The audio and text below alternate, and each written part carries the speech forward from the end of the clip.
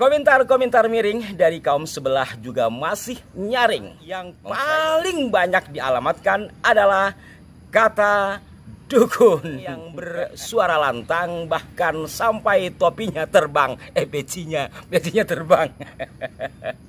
Aduh, teriak-teriak nih PKI, padahal ketua PKI itu siapa, Dek? Laksana kata dalam tempurung, tak mau tagharraba 'anil autani fi talabil ula.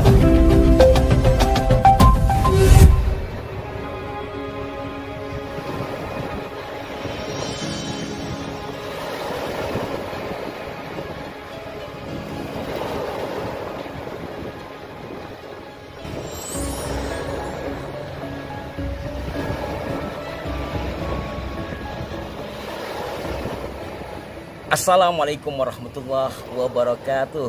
Salam jumpa, salam sejahtera untuk Anda semua. Kan kabare? Semoga baik-baik saja. Saudara-saudaraku sekalian, sudah sepekan acara pelantikan PWI se-Jabodetabek di Komplek Sonita Record di Simpang Depok, Jawa Barat. Tapi sampai hari ini di kolom komentar kami masih deras mengalir. Tentu yang terbanyak adalah dukungan dan ucapan selamat serta harapan besar dari masyarakat terhadap gerakan nyata perjuangan Wali Songo Indonesia dan Laskar Sabilillah di dalam meluruskan sejarah serta hal-hal lainnya yang berkaitan dengan kebangsaan dan nilai-nilai luhur dari para leluhur kita. Namun beriringan dengan itu juga sampai video ini dibuat, komentar-komentar miring dari kaum sebelah juga masih nyaring, memframing dan segala macamnya. Namun dari sekian komentar miring itu, satu kata yang paling banyak dialamatkan adalah kata dukun. Iya, orang-orang PWI-LS baik pengurus ataupun yang hadir itu dikatakan wajah-wajah dukun, tampilan dukun, bahkan ada yang menyebut wajah suram tanpa air wudhu karena memang dukun. Dukun dalam pengertian adalah istilah kata yang telah terplesetkan dan juga dinyanyikan sama Bang Haji. Jangan-jangan Bang Haji kena ini. Perdukunan ramai menyesatkan. Jadi sekarang kata dukun itu dialamatkan kepada orang-orangnya Bang Haji oleh segelintir orang yang bersuara lantang, bahkan sampai topinya terbang, pecinya terbang. Aduh, teriak-teriak nih PKI, padahal ketua PKI itu siapa, Dek? Nah, ini pertama inti poin yang ingin kami sampaikan, bahwa sampai hari ini kata dukun masih disikapi sebagai satu kata yang berkonotasi buruk. Padahal sudah sering kali, bahkan sudah hampir 2 atau 3 tahun ke tahun ini kami menyuarakan kata dukun. Bahkan sebelum kanal ini ada, ingin mengembalikan kata dukun pada kata aslinya, pada pengertian aslinya, sebagaimana ditelaah oleh seorang dosen di Surakarta, Ibu Martina, bahwa dalam Kamus Inggris Singapura, Kamus Bauri terbitan 1700-an, kata dukun itu dideskripsikan sebagai seorang yang saintifik dan juga ahli medikal. Kemudian kata dukun ini dirusak, digeserkan makna sesungguhnya, seiring pula dengan upaya Belanda menghilangkan dukun-dukun beranak yang jasanya besar. Maka kata dukun kemudian dipersepsikan kepada persoalan-persoalan mistik belaka. Padahal kalau kita merujuk kepada Kamus Bauri, seperti dikatakan oleh Bu Martina, bahwa dukun bisa dikatakan atau diasumsikan sebagai seorang ilmuwan. Dan berkaitan dengan kata dukun ini juga diperkuat bahwa dukun memiliki pengertian yang mulia, bahkan seorang pangeran pun yang digadang-gadang jadi putra mahkota putra Sri Sultan Hamengkubuwono II, yakni Kanjeng Gusti Pangeran Adipati Mangkudiningrat atau KGPA Mangkudiningrat, seorang pejuang dalam Geger Sepehi.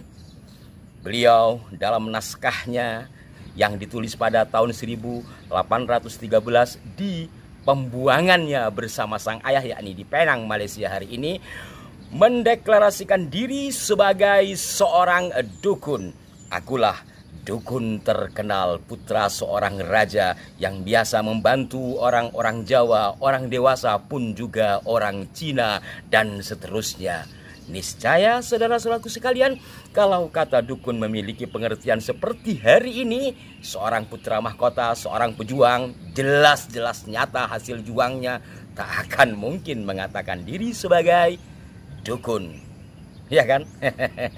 Maka dari sini kami mengajak kita semua untuk mempelajari istilah-istilah yang telah dirusak, yang kemudian perusakan istilah itu berakibat kepada profesi itu sendiri, profesi dukun itu sendiri.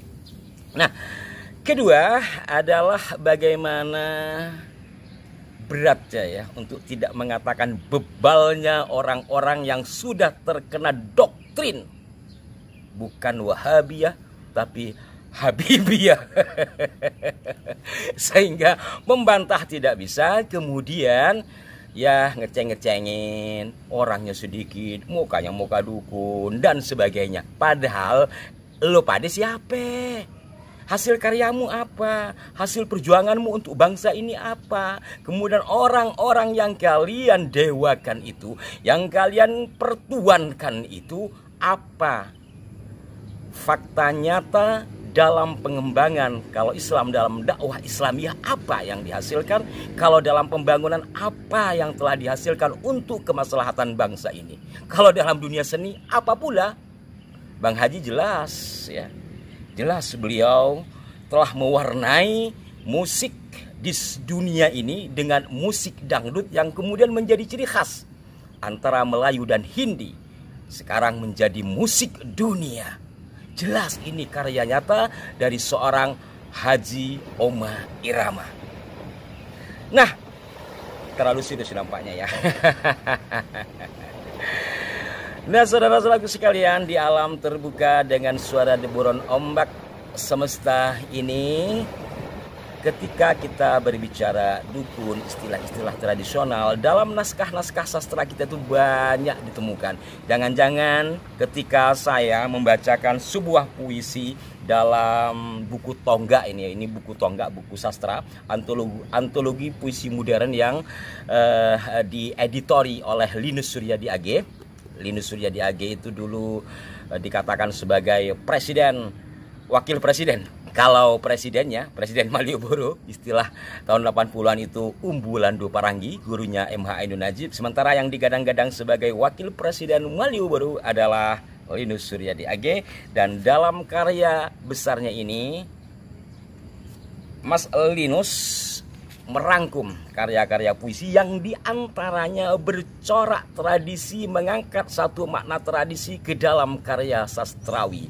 Ibrahim Sattah, seorang penyair dari Riau, mengcapture atau menyampaikan peristiwa lama dalam kemasan puisi yang luar biasa, yang apabila kita baca menggunakan irama yang serasi, bisa-bisa kaum gibin akan mengatakan ini adalah puisi dukun, karena judulnya pun adalah Batu Belah.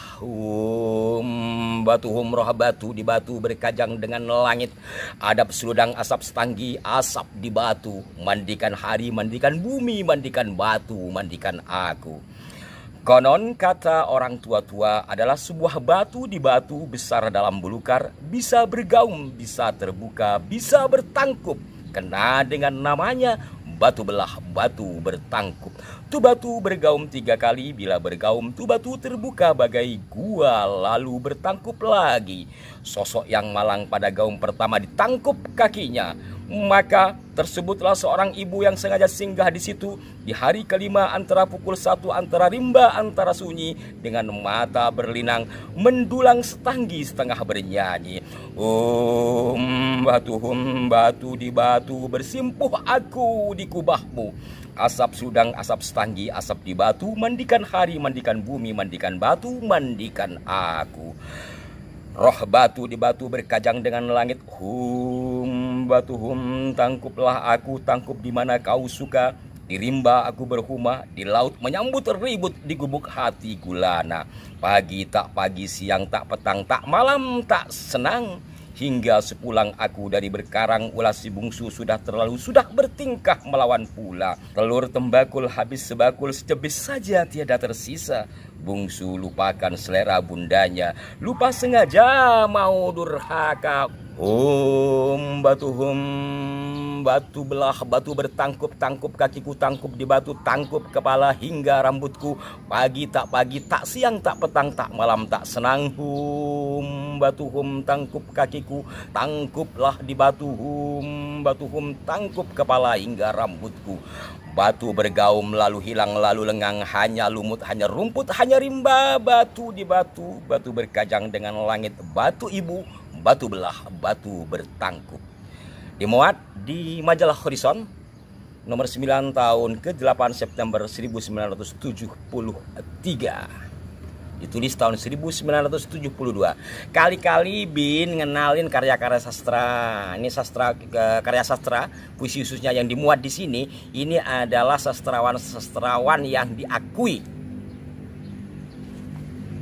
Pak Fadlizon, Menteri Kebudayaan kita itu pernah menjadi Pemret Horizon, dan di masa beliau nampaknya saya pernah mengirimkan sejumlah puisi. Nah, saudara-saudaraku sekalian, inti dari tayangan kali ini adalah bahwa bagaimanapun gencarnya kita berusaha memberikan penyadaran kepada orang-orang yang sudah termakan oleh doktrin, tentu sangat berat. Apalagi mereka laksana kata dalam tempurung, tak mau tagharraba 'anil autani fi talabil ula, maka fasafir fafil asfari khamsu fawaidi. Tafarruju hammin waktisabu ma'isyatin wa ilmun wa adabun wa suhbatu majidi. Tagharrab, mengembaralah, keluarlah dari ruang kamarmu, keluarlah dari peta tempurungmu, carilah pengetahuan agar kita tidak terkungkung oleh doktrin sehingga kita hanya menjadi kaum-kaum pengangguk. Semoga bermanfaat, berikan masukan yang konstruktif. Salam hormat untuk semuanya, tiada maksud untuk menggurui, tiada maksud pula untuk merendahkan. Ini hanyalah sebagai gambaran. Mohon maaf jika ada kekeliruan. Sampai jumpa. Wassalamualaikum warahmatullahi wabarakatuh.